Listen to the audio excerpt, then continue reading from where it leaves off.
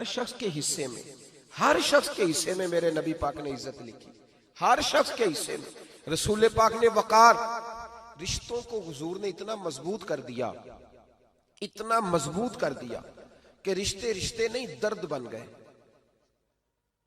ماں کا نام آتا ہے تو آنکھوں میں آنسو آ جاتے ہیں نا، ماں کا نام آتا ہے تو دل تڑپتا ہے نا یار۔ یہ انقلاب ہے جو میلاد والے رسول نے برپا کیا، ورنہ حضرت طارق ابن عبداللہ کہتے ہیں میں حضور کے اعلان نبوت سے پہلے بھی مکے آیا تھا۔ آپ فرماتے میں نے ایک بوڑھی عورت کو، ایک نوجوان کو گلے میں رسی ڈال کے گھسیٹ کے لے جاتے دیکھا، تو میں نے اس سے کہا کہ یہ کیا کر رہے ہو، کون ہے یہ بی بی، کیا مسئلہ ہے؟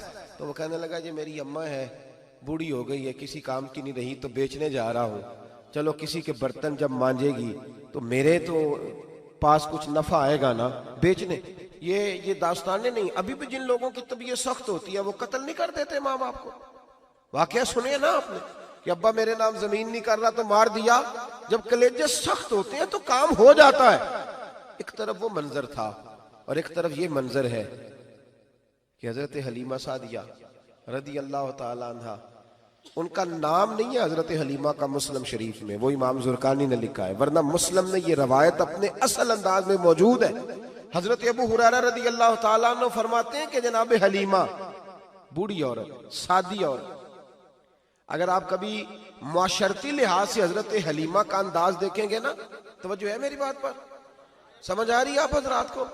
جو ہمارا معاشرتی ماحول ہے نا، معاشرتی ماحول، تو حضرت حلیمہ سعدیہ رضی اللہ تعالیٰ عنہ کی حیثیت آج کے معاشرے میں اگر دیکھی جائے تو ایک آیا، بچوں کو پالنے والی آیا نہیں ہوتی، وہ آیا تھی۔ اسکول میں ایک آیا ہوتی ہے، جب بچہ چھوٹے ہمارے پرائیویٹ سکولز میں بچے جاتے ہیں تو عورت سنبھالتی ہے، دودھ ڈال دیتی ہے، کئی دفعہ فیڈر بھی پلا دیتی ہے، بچہ اگر پخانہ پیشاب کرتا ہے تو خدمت کرتی۔ یہ عورتیں اس زمانے میں چھوٹے بچے لے جاتی تھی، پالا کرتی۔ تو بتانا دائی کی، آیا کی، میں مثال دے رہا ہوں، اور نرس کی کیا حیثیت ہے معاشرے میں۔ اور حضرت حلیمہ سعدیہ جب نبی پاک کو واپس لے کے آئی تھی تو چلو کچھ نہیں، لیکن نہ کچھ معاوضہ بھی انہیں حضرت عبد المطلب نے عطا کیا تھا۔ جناب آمنہ نے انہیں کچھ، ایک معنی یہ بھی ہو سکتا تھا کہ پیسے دے کے یہ کام کرایا، معنی ہو سکتا تھا۔ آج جو گھر میں اماں برتن دھوتی ہے اس کی کیا حیثیت ہوتی ہے؟ وہ تو بیچاری جن برتنوں کو دھو کے ہمیں دیتی ہے، بعد میں انہی برتنوں میں ہم انہیں کھانا کھانے کی اجازت نہیں دیتے۔ لیکن میرے رسول پاک نے رشتوں کو عزت دے دی، اس طرح کی عزت دی، اس طرح کی عزت دی کہ جناب حلیمہ مسجد نبی کا دروازہ گزری ہی تھی کہ حضرت ابو ہریرہ فرماتے ہیں نبی پاک منبر پر اٹھ کے کھڑے ہو گئے، رسول پاک کھڑے ہوئے، نبی پاک۔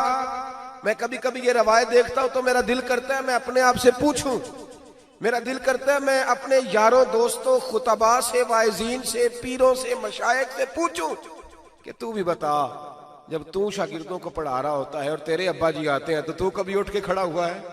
اپنے جیسے لوگوں سے، اچھے علماء کی بات نہیں کرتا، کبھی سوال کروں۔ یہ بڑا مشکل کام ہوتا ہے، بڑا مشکل کہ عالم دین تقریر کر رہا، والد آ جائے، بندہ اٹھ کے کھڑا ہو۔ لیکن رسول پاک نے عزتیں دی، وقار دیا۔ جناب حلیمہ داخل ہوئی تو حضور منبر پہ کھڑے ہوئے اور اتنی تیزی سے حضور آگے بڑھے، اپنی چادر کو اتارا اور پھر میرے رسول نے زمین پہ بچھایا، اور پھر حضرت حلیمہ سعدیہ بیٹھ گئیں۔ اور جناب ابو ہریرہ فرماتے جتنی دیر نبی پاک ان کے سامنے بیٹھے رہے، اتحیات کی حالت میں بیٹھے رہے۔ حضور نے رشتوں کو وہ وقار دیا، وہ حسن دیا کہ رشتے درد بن گئے ہیں۔ اب ماں کا نام دل میں بعد میں آتا ہے، زبان میں بعد میں آتا ہے، آنسو پہلے آتے ہیں۔ اب ماں کا رشتہ ایک وقار ہے، ایک حسن۔ الحاوی للفتاوی میں امام جلال الدین سیوطی رحمت اللہ لکھا ہے، فتح مکہ کے بعد نا کمال ہو گیا، وَرَأَيْتَ النَّاسَ يَدْخُلُونَ فِي دِينِ اللَّهِ أَفْوَاجًا، فوجوں کی فوجیں دین میں آ گئی۔ ایک زمانہ تنہائیوں کا ہوتا ہے، ایک عروج کا ہوتا ہے۔ عروج کے زمانے میں بڑے تعلق، بڑے رش، بڑی باتیں۔ اب حال یہ تھا فتح مکہ کے بعد کہ پہلے تو ایک آدھ آدمی کلمہ پڑھتا تھا، فوجوں کی فوجیں آتی۔ ایک دن نہ نبی پاک نماز پڑھانے آئے مسجد میں۔ میرے نبی پاک صلی اللہ علیہ وسلم جب مسجد میں آئے تو مسجد کھچا کھچ بھری ہوئی، گلیاں بھی بھری، 10,000 کے قریب لوگ مدینے میں جمع حضور کے پیچھے نماز پڑھنے کے لیے۔ پڑھیے صلی اللہ علیہ وسلم۔ نبی پاک صلی اللہ علیہ وسلم تشریف لائے نا، جیسے ہی مسجد میں داخل ہوئے تو 10,000 کا مجمع اٹھ کے کھڑا ہو گیا. ہمارے لیے لوگ کھڑے ہوتے ہیں تو ہماری آنکھیں پرنم نہیں ہوتی، بلکہ ہم اپنا حق سمجھتے ہیں. ہم کہتے ہیں ان کا بنتا ہے کھڑے ہونا. حالانکہ بھائی دنیا سب کے لیے کھڑی نہیں ہوتی. جب کوئی کھڑا ہونا تو نظر جھک جانی چاہیے اور تیرے دل میں خیال آنا چاہیے کہ یا اللہ مجھ پہ رحم ہی رکھنا، اے اللہ میری پردہ پوشی کرنا، یا اللہ یہ تیری دی ہوئی عزت ہے، مہربانی کر خفیہ تدبیر سے محفوظ فرما. کہ ہمیں احساس نہیں ہوتا الا ماشاء اللہ. اللہ کے محبوب داخل ہوئے تو 10,000 کا مجمع کھڑا ہو گیا. 10,000 آدمی کھڑا ہو تو ایک کیف بنتا ہے. تو میرے جیسا آدمی تو ویس کوٹ سیدھی کرنے لگ جاتا ہے نا کہ بڑی شان ہے جناب، کالر ٹھیک کر لو، دستار سیدھی کر لو، کیا بات. اتنے لوگ بھی کبھی کسی کے گاڑے کے پیچھے بھاگے. لیکن نبی پاک کا انداز کیا تھا؟ رسول پاک کی آنکھوں میں آنسو آ گئے. 10,000 آدمی کھڑا ہوا، حضور رو پڑے اور اتنا روئے کہ جناب ابو ہریرہ رضی اللہ تعالی عنہ فرماتے ہیں کہ میں نے نبی پاک کے سینے سے آواز نکلتی دیکھی. جب آدمی زیادہ روتا ہے تو سینے سے آواز آتی. حضور روئے کہ سینے سے آواز آئی. آپ فرماتے ہیں پھر حضور نے آنسو پوچھے، پھر نماز مکمل ہوئی. جب لوگ چلے گئے تو حضرت ابو بکر صدیق اٹھ کے قریب گئے، کہا یا رسول اللہ صلی اللہ علیہ وسلم آج کوئی وجہ نہیں تھی رونے کی، آپ آئے ہیں اور رونا شروع کر دیا. تو میرے محبوب فرمانے لگے آج جب میں نے اپنی وہ شانیں دیکھی، وہ مقام دیکھا تو مجھے اپنی اماں کی یاد آ گئی. ماں کی یاد، رشتوں کو وہ عزت دی، وہ وقار دیا، وہ حسن دیا. کہاں نماز کے لیے لوگوں کا کھڑا ہونا اور کہاں اماں کی بات چھیڑ دینا. میرے حبیب فرمانے لگے مجھے اپنی اماں آمنہ کی بات یاد آئی.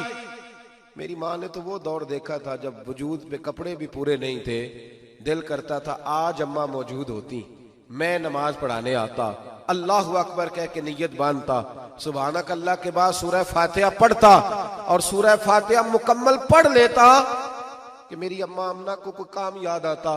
وہ پردہ سرکا کے کہتی بیٹا محمد میری بات تو سننا.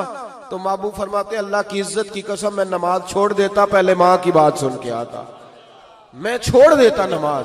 وقار دے دیا، وقار، وہ حسن بخشا، وہ توانائی بخشی.